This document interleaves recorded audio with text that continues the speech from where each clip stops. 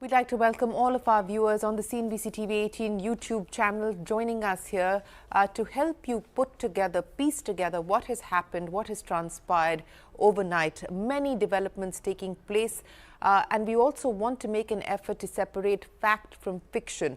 This is not just a military operation, it is a war of misinformation as well. There are lots of fake claims, fake videos, deep fake videos doing the rounds of social media, many claims being made even on mainstream media channels, and we want to make it absolutely clear that what we will bring to you is only verified information that we have independently checked, and we are getting a confirmation on its veracity from either the military establishment in India or the government of India. Joining me this morning, of course, is my colleague Parikshit Lutha. Parikshit, it's been a long night, and to start with, our best wishes and our prayers for our armed forces. They're doing the heavy lifting. They're actually on the battlefront, on the front line, ensuring India's safety, ensuring our safety, that we can actually do what we're doing here today. So as responsible citizens, it is imperative that each one of us does our job, which is not to spread misinformation, and that is crucial at this point in time. But Parikshit, for the benefit of our viewers, it's been a long night. There is now a sense of what transpired. Let's take our viewers through what happened exactly. So we had Operation Sindoor on 7th morning around 1 a.m. that lasted for about 25 minutes. Immediately after that, there was a heavy escalation by Pakistan. They started artillery shelling, heavy artillery shelling all along the LOC and the international border, especially in Poonch. 16 civilians, Shireen, including women and children, have been killed. We've lost one soldier as well. 44 others have been injured. That firing continues. Yesterday at 8:30 p.m., Pakistan launched drone and missile strikes all across the LOC and the international border. There was high exchange of fire by the army, by the Air Force with Pakistan from 8:30 p.m. in the evening till about 12:30 a.m. midnight. We saw multiple drone attacks, multiple missile attacks at places such as Pathankot, Jaisalmer, Srinagar. All of that was effectively neutralized by our forces. What we were also told that Pakistan was trying to imitate what Hamas did on the 7th of October 2023, and this is all coming from defense sources. Sources also indicated that these were many cheap drones which were used by the Pakistani military. There were 8 or 9 missile attacks as well, drone sightings at multiple locations. These were effectively engaged and brought down. I would also like to tell our viewers there was a lot of fake propaganda machinery that was ongoing, especially between 8 and 12:30 in the night.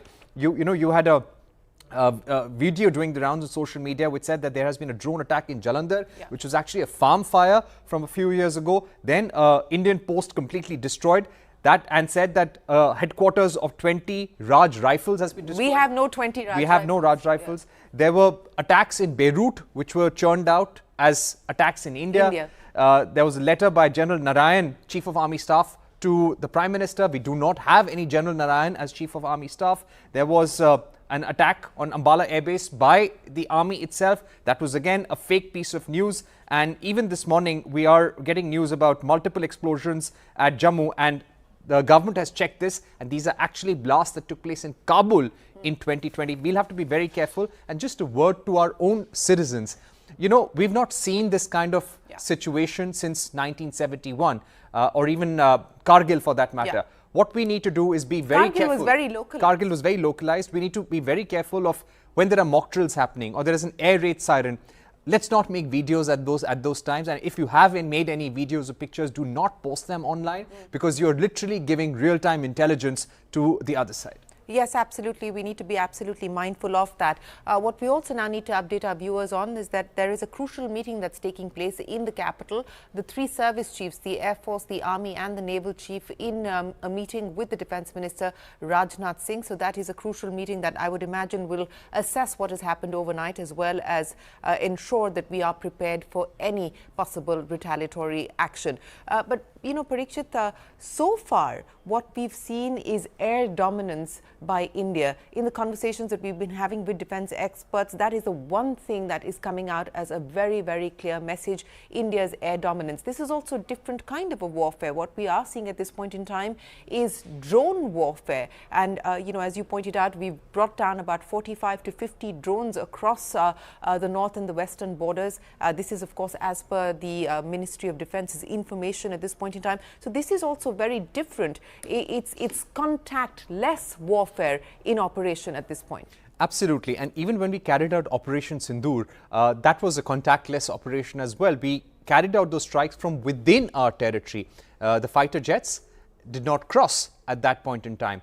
And now we're looking at very heavy drills take place all across the LOC and the international border. And coming back to the kind of weapons that we used, when we carried out that strike on Pakistani terror camps, we used missiles such as the Scalp missile, the Hammer missile. Scalp is a missile which has a range of 250 to 300 kilometers. The Hammer missile has a range of 50 to 70 kilometers. We used the cutting-edge S-400 air defense systems, which is one of the best in the world. And apart from that, we have other air defense systems as well. And literally, whatever we had in our arsenal, everything was activated. Yeah. And it's difficult to pinpoint what exactly is happening right now because of operational reasons, but things will keep on changing. There will be periods of intensity, there will be periods of calm. Possibly right now we're looking at a period of calm, but there is intermittent firing going on.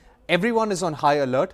Is the operation over? Operation Sindoor is not over. Yes, that is important to note, that Operation Sindoor is not over at this point in time. As Parikshit was pointing out, there are peaks and troughs. We are perhaps at this point in time going through a period of lull, but it's also important, as many experts on our channel have been pointing out, it's important that this window is used by both sides, specifically by Pakistan, to dial back, to bow down and to retreat. That is the message that is being sent out, but so far the commentary coming in from Pakistan doesn't seem to suggest so. But information coming in, Parikshit? Shireen, just a word on the Pakistan Foreign Ministry as well.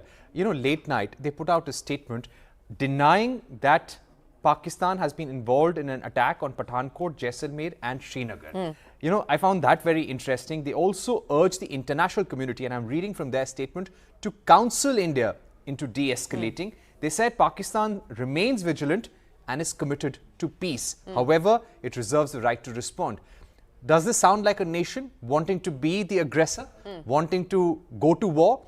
Doesn't seem like, but we know the difference, the between the dichotomy Pakistani army in Pakistan and the government, and the view emanating is that it's the army that's trying to dial things up, and perhaps there is some degree of restraint or keenness of restraint on the part of the Pakistani government. But we've seen this play out previously as well. We need to be very, very careful. We need to be mindful of whether they walk the talk or not. But speaking of other interesting developments that we need to factor in, and again for our viewers, Pakistan finds itself economically in a very precarious situation. Now today, on the 9th of May, there's a very crucial meeting of the IMF.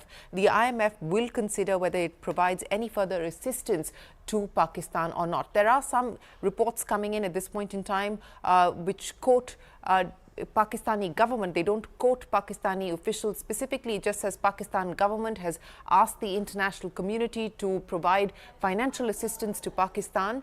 So we need to be mindful that this is being attributed to news agency Reuters.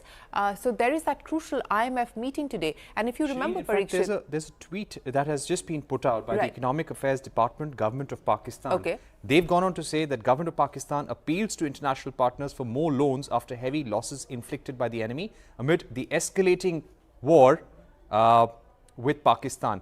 All right, we will withhold that information for a little while now, because we're hearing that there could be a change on this, and we're also getting to know that this is not confirmed, and this account could be hacked as well. So we will keep that information aside for the moment. But this is also one of the things that we all have to watch out for. Of course, there is a lot of propaganda there. a lot of news that one has to keep filtering through. No, absolutely. But there is that important IMF meeting today and yesterday.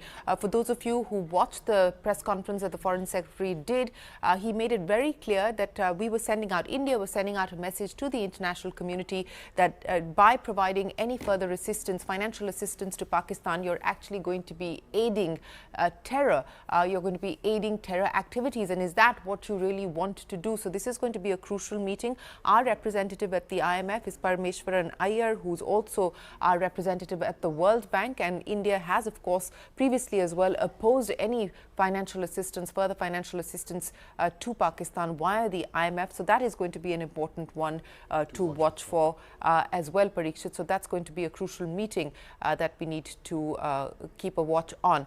But outside of that, there are restrictions in place. There are many areas that are on high alert, but there are also restrictions in place. For instance, several airports across the country are at this point in time restricted for civilian purposes, for civilian use. I think at last count, it's what, 20 plus airports at this point in time, Parikshit? Absolutely, Shireen. And why are these airports shut? Why is this airspace shut? Because airports can be an easy target, a priority target for the Pakistani forces, and therefore all the airports and airspace near the line of control and the international border has been shut down. Does this mean that all airports across the country are closed? The answer is no.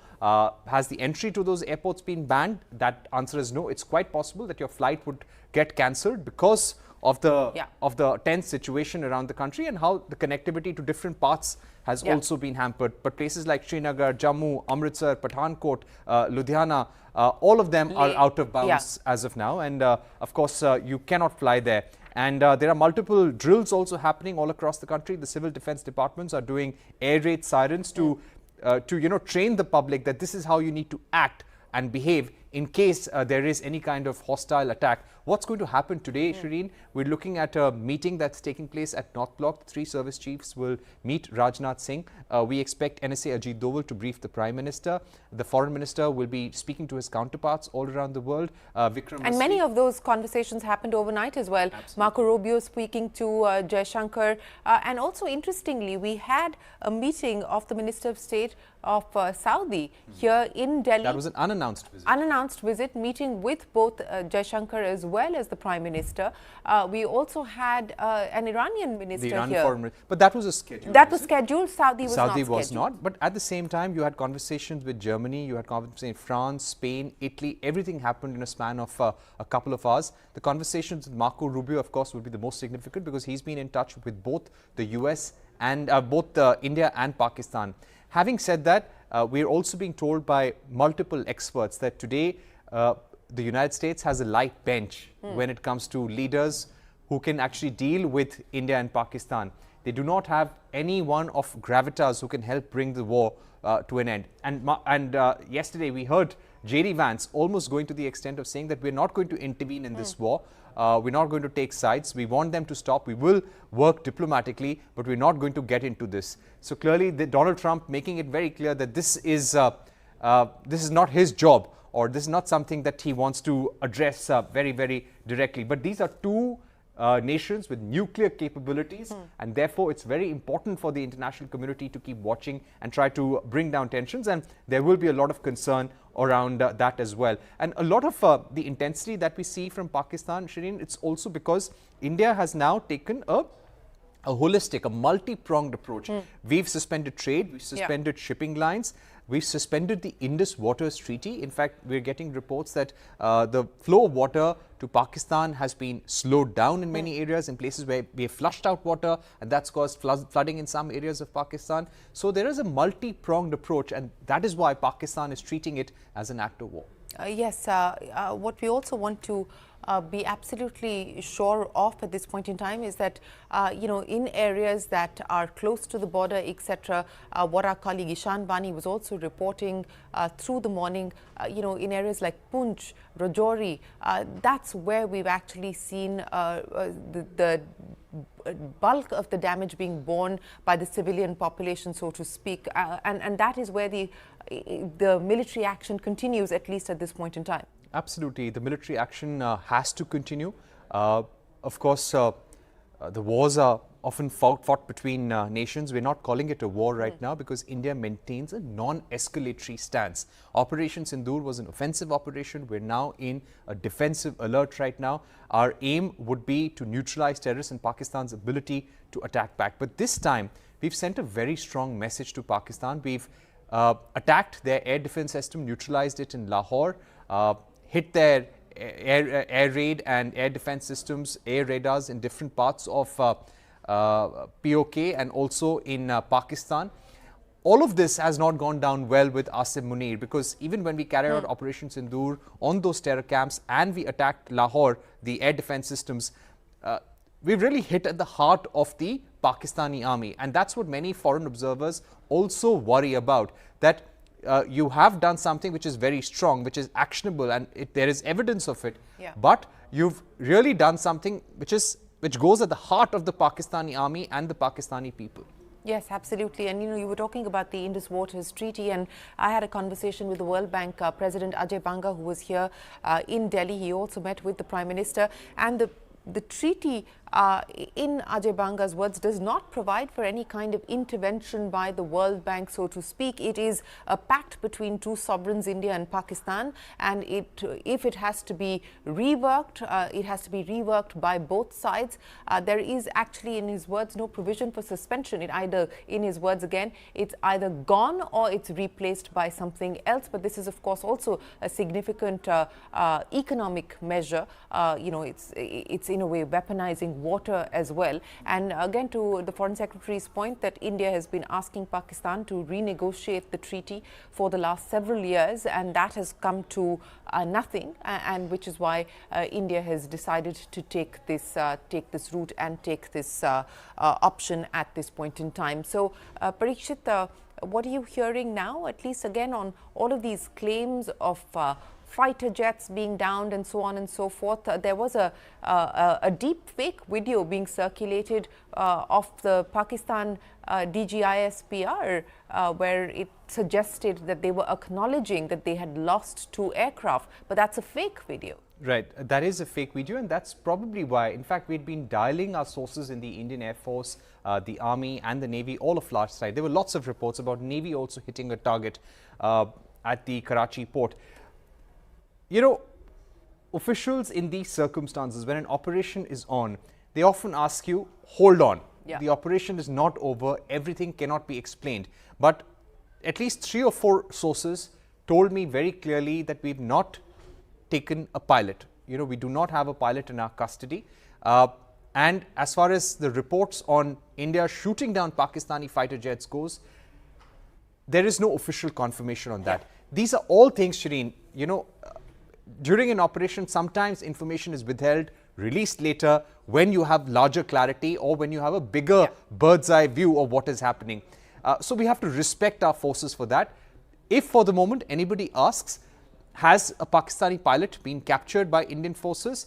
We have been told no, and we have to respect that. And number 2, have we shot down Pakistani jets? One cannot rule it out, but again, the Indian forces have not confirmed that as well. Absolutely. And as I said, we will only focus on verified information, information that we have either independently verified or it has been verified by the defense establishment in India or the government of India. So that is the sum and substance of where things currently stand. The belief or the hope is that Pakistan will realize that it finds itself in trouble.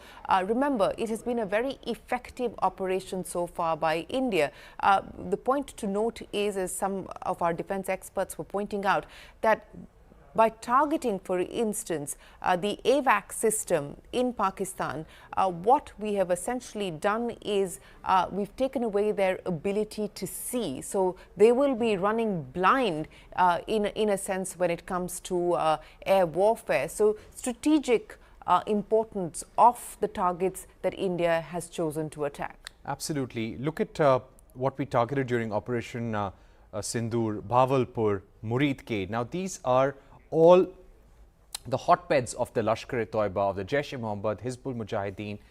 These were places where Ajmal Kasab and 2611 terrorists were trained. Many of the attacks that have happened in Jammu and Kashmir, the people who perpetrated such attacks were all there. Now, At the funeral. They were also and at the those funeral. pictures and those images are available. We saw the Pakistani army participating in funeral ceremonies of terrorists who were killed. You saw Asif Saeed also there, who was a commander of the Lashkar-e-Toiba. He was there as well. But you know, there is also a view that comes from the other side that you know, Pakistan not often, never sees them as terrorists. For them, they are. But they are recognized as international terrorists. Exactly. So whenever we hit them, Pakistan will always defend them as their own people, while internationally they are recognized as terrorists. Having said that, India has never gone ahead and attacked Pakistan in this manner. This is now clearly bigger than any anti-terror operation we've ever done. It is absolutely bigger than Balakot, and that's why now Pakistan is being forced to retaliate. The hope is that things will de-escalate. India has continuously been saying that we were not going after civilians in Pakistan, we were not going after the Pakistani economy, but the response of Pakistan is not in our control. If the Pakistani army, the Air Force want to ratchet up the tension, they want to go into a full-blown conflict, we'll have to be ready and answer that. Absolutely. And as we've been talking to defense experts, they've been making it very, very clear that we find ourselves in a strong position at this point in time. The Indian military preparedness, the Indian precision of the Indian military operations have been effective and very, very successful. And whether it is things like the S-400 that Parikshit was talking about, the Akash missile, the BrahMos missile, etc., we have plenty there in our ammunition if we choose to exercise that option. The hope, of course, is that we will see a de-escalation from here. So that is where things currently stand as far as the ground situation is concerned, the air situation is concerned. Our hope is that the war on misinformation, of course, we will attempt to quell that here on CNBC TV 18 by bringing you only verified information, and we will give you updates through the day on what is happening, where it's happening, who's talking to whom. All of that will be information that we will share with you as we get clarity and confirmation. But we will, I guess, leave it there for now. Parikshit, any last words? Absolutely. No more last words, Shireen. Just that as citizens, we must back our armed forces, our government completely at this hour of crisis. There is no need to panic.